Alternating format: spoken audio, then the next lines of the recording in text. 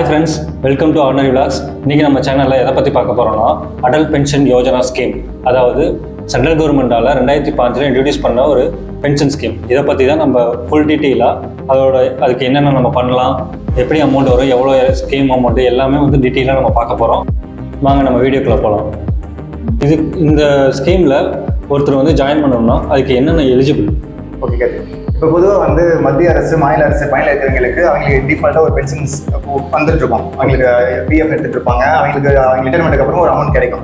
இப்போ இந்த unorganised sector அப்படின்ற மாதிரி இருப்பாங்கல்ல, அதாவது அமைப்பு சாரா தொழிலாளர்கள், கூலி வேலைக்கு போடுவீங்க, ஒரு கடை வச்சிருப்பீங்க, பல கடை, சின்ன சின்ன தெருவோர வியாபாரம் பண்ணுறவங்க, அந்த மாதிரி இருக்கிறவங்கலாம் அவங்க ஏஜுக்கு அப்புறம் அவங்களுக்கு பிரச்சனை எதுவும் கிடைக்காது. ஸோ அவங்கள எய்ம் பண்ணி கொண்டு வந்த ஸ்கீம் தான் இது.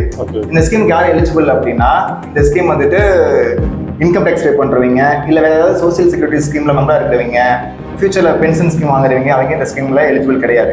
இதே மாதிரி இப்போ இந்த ஸ்கீமில் ஜாயின் பண்ணுறாங்க அப்படின்னா ஃபியூச்சரில் இன்கம் டேக்ஸ் பே பண்ணுறாங்க அப்படின்னு வச்சுக்குவேன். அப்போ இந்த ஸ்கீமுக்காக கட்டின அமௌண்ட் திரும்ப நம்ம பாட்டுக்கு வந்துடும். ஸோ இந்த ஸ்கீம் இன்கம் டேக்ஸ் பே பண்ணாதவங்க, வேறு எந்த பென்ஷனுமே இல்லாதவங்களுக்கு இந்த ஸ்கீம் எலிஜிபிள். ஓகே, அதாவது நீ என்ன சொல்லணும்னா டேக்ஸ் பே பண்ணுறவங்க, அதாவது ஏபிஎஃப்ஓ மெம்பர்ஸ், அதாவது இப்போ யாரெல்லாம் அந்த அக்கௌண்ட் சேலரி அவங்களெல்லாம் பிஎஃப்லாம் பிடிச்சி தான் அவங்க அக்கௌண்ட்டுக்கு சம்பளம் வரும், அவங்க எலிஜிபிள் கிடையாது. டேக்ஸ் பேயரும் கிடையாது.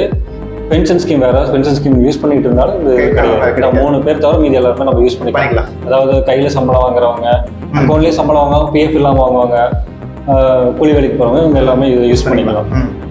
இப்போ இந்த ஸ்கீமை நம்ம எந்த பேங்க்ல நம்ம போய் பண்ணிக்கலாம்? அதாவது சென்ட்ரல் கவர்மெண்ட்ல இதுக்குன்னு ஒரு பர்டிகுலர் பேங்க் தான் ஒதுக்கிருக்காங்க, எல்லா பேங்க்லயும் நம்ம பண்ணிக்கலாம். இந்த scheme bank account, saving account வச்சிருந்தா மட்டும் தான் ஓப்பன் பண்ண முடியும். இதுக்கு public sector bank, private bank, post office, இதுல எங்க வேணா ஓப்பன் பண்ணிக்கலாம். ஓகே, நம்ம ஆன்லைன்லயும் ஓப்பன் பண்ணிக்கலாம். இல்லை ஆன்லைன்ல ஓப்பன் பண்ண முடியாத தெரியாதவங்க பிரான்ச்ல போய் விசிட் பண்ணி அவங்க கிட்ட அடல் பென்ஷன் ஜாயின் பண்ணணும்னு சொல்லி ஓப்பன் பண்ணிக்கலாம்.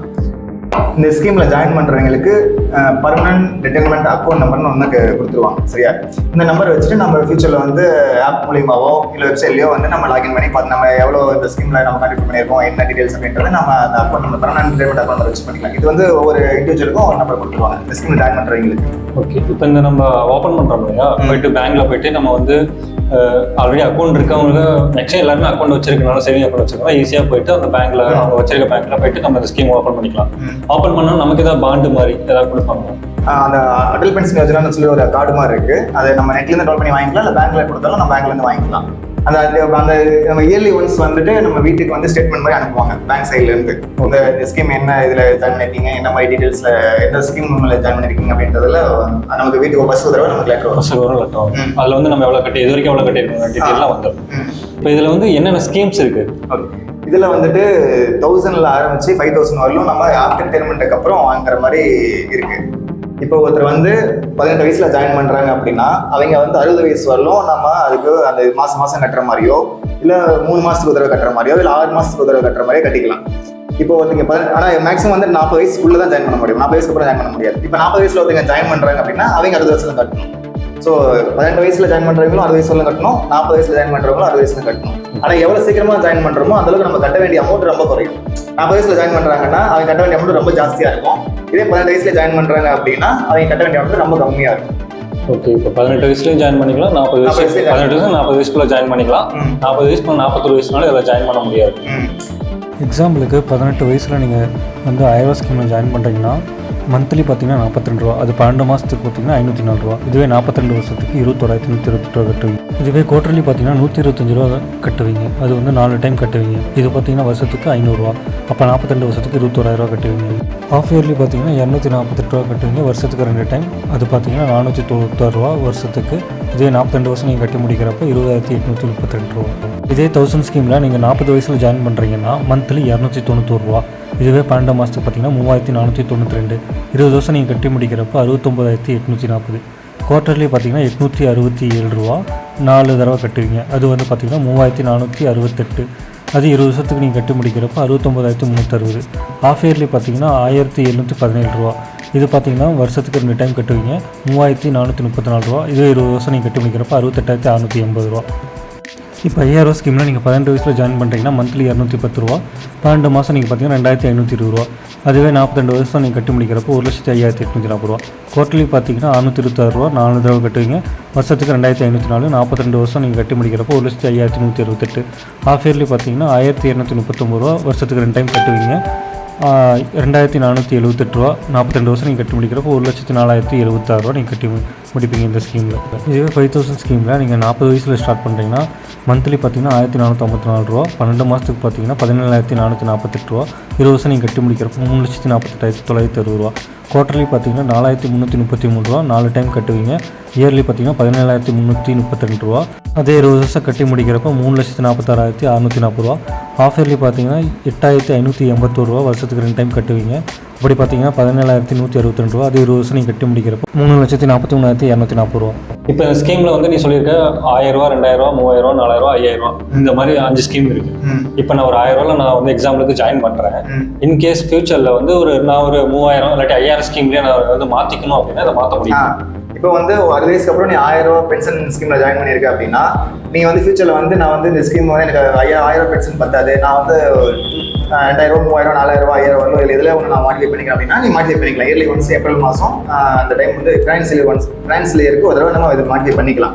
அதே மாதிரி நீ கட்டுற இல்லையா 3 மாதத்துக்கு ஒரு தடவை, 6 மாதத்துக்கு ஒரு தடவை, மாதம் ஒரு தடவை கட்டுற இல்லையா, அதையுமே நம்ம மாடிஃபை பண்ணிக்கலாம். இப்போ எனக்கு மாதம் கட்ட வேணாம், நான் வந்து வருஷத்துக்கு 2 தடவை கட்டிக்கிறேன், இல்லை 3 மாதம் தடவை கட்டிக்கிறேன், அந்த இதையும் மாற்றிக்கலாம்.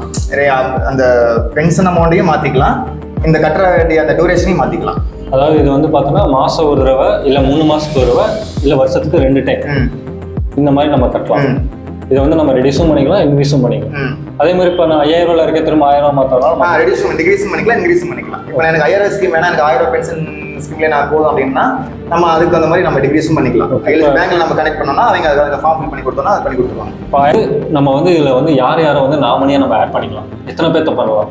இதில் நாமினி வந்துட்டு ஃபர்ஸ்ட் ஒரு 18 வயசுல ஜாயின் பண்ணுறாங்கன்னா அவங்க வந்து நாமினியாக வந்துட்டு கூட பிறந்தவங்களையோ இல்லை பெற்றோரோ யாரோ ஒருத்தர் நாமினியாக போட்டுக்கலாம்.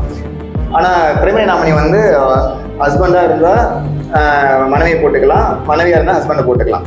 இப்போ அதுக்கு முன்னாடி மேரேஜுக்கு முன்னாடி வரலும் நம்ம வேற யாராவது நாமினி போட்டுக்கலாம். அதுக்கப்புறம் மேரேஜ் ஆனதுக்கப்புறம் நம்ம மேரேஜ் டீட்டெயில்ஸ் கொடுத்துட்டோம் அப்படின்னா கணவனோ மனைவியோ, இப்போ நான் ஸ்கீம் போடுறேன்னா என்னோட மனைவி டீட்டெயில் கொடுக்கணும், இப்போ மனைவியாக இருந்தாங்கன்னா கணவன் டீட்டெயில் கொடுக்கணும். அவங்க தான் பிரைமரி நாமினியாக இருப்பாங்க. அதுக்கப்புறம் நம்ம குழந்தைங்களையோ இல்லை வேற யாராவது ஒருத்தர் நாமினி யாரும் ஆட் பண்ணிக்கலாம், அதை பற்றி பிரச்சனை கிடையாது. பர்மனெண்டாக ஒரு நாமினி வந்து ஹஸ்பண்ட் ஒய்ஃப், அடிஷனலாக நம்ம ஒரு நாமினி ஆட் பண்ணிக்கலாம். இப்போ நான் ஒரு 1000 ரூபா ஸ்கீமில் ஜாயின் பண்ணி கிட்டத்தட்ட ஒரு 10 வருஷம் கட்டியிருக்கேன். அதுக்கப்புறம் என்னால் வந்து சப்போஸ் அது கண்டினியூ பண்ண முடியல, இன்கேஸ் அதை கண்டினியூ பண்ண முடியலன்னா நம்ம அது என்ன ஆகும், அந்த அமௌண்ட் என்ன ஆகும், நம்ம ரிட்டர்ன் எடுத்துக்க முடியும். இப்போ நீ கட்டிக்கிட்டு இருக்க அப்படிங்கும்போது நீ கட்டாமல் விட்டுட்டு அப்படின்னா 6 மாதத்துல வந்துட்டு அந்த அக்கௌண்ட் வந்து ஃப்ரீஸ் ஆகிடும். அதுக்கப்புறம் வந்துட்டு 1 வருஷத்துக்குள்ள அந்த அக்கௌண்ட் வந்து 1 வருஷத்துக்கு அப்புறம் டீஆக்டிவேட் ஆகிடும். 24 மந்த்ஸ்க்கு அப்புறம் அக்கௌண்டே க்ளோஸ் ஆகிடும். சரியா? இப்போ நீ கட்டிக்கிட்டு இருக்க அப்படிங்கும்போது உன்னால கட்ட முடியல, நான் இதுல வித்ட்ரா பண்ணிக்கிறேன் அப்படின்னாலும் நம்ம வந்துட்டு ஏதோ ஒரு அந்த ரீசன் இருக்கும்ல, என்ன ரீசனுக்காக நம்ம வித்ட்ரா பண்றோம், என்னால மேற்கொண்டு கட்ட முடியல, இந்த ஸ்கீம் எனக்கு வேணாம் அப்படிங்கும்போது நம்ம எது வரலும் கட்டிருக்கோமோ அதுக்கான மெயின்டெனன்ஸ் சார்ஜ் பிடிச்சது போக நம்ம இன்ட்ரெஸ்ட் போட்டு நம்ம கட்டின வரல அமௌண்ட் கொடுத்துருவாங்க நமக்கு.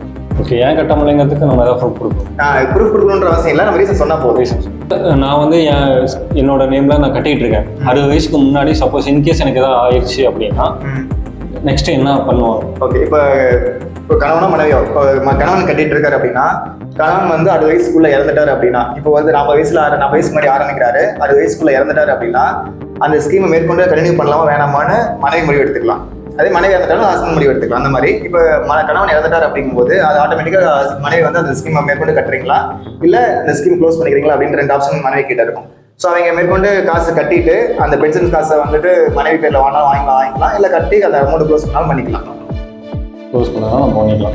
க்ளோஸ் பண்ணிட்டா நமக்கு இன்ட்ரெஸ்டோட அமௌண்ட் வந்துடும். ஆமாம். இப்போ வந்து பார்த்தோன்னா 60 வயசுக்கு முடிஞ்ச உடனே ஒரு நாமினி, அதாவது மெயின் அப்ளிகண்ட் இறந்துட்டாரு அப்படின்னா நாமினி அவங்க ஒய்ஃபுக்கு இல்லை ஹஸ்பண்டுக்கு வந்து அமௌண்ட் மாதம் பென்ஷன் போயிட்டு இருக்கும். ஓகேவா? இப்போ அவங்களும் இன்கேஸ் ஆயிடுச்சு அப்படின்னா அவங்க ஒரு நாமினி எக்ஸ்ட்ராவாக ஆட் பண்ணியிருப்பாங்க பார்த்தீங்களா, அவங்களுக்கு வந்து பென்ஷன் வருமா இல்லை மொத்த அமௌண்ட்டு வந்துருமா?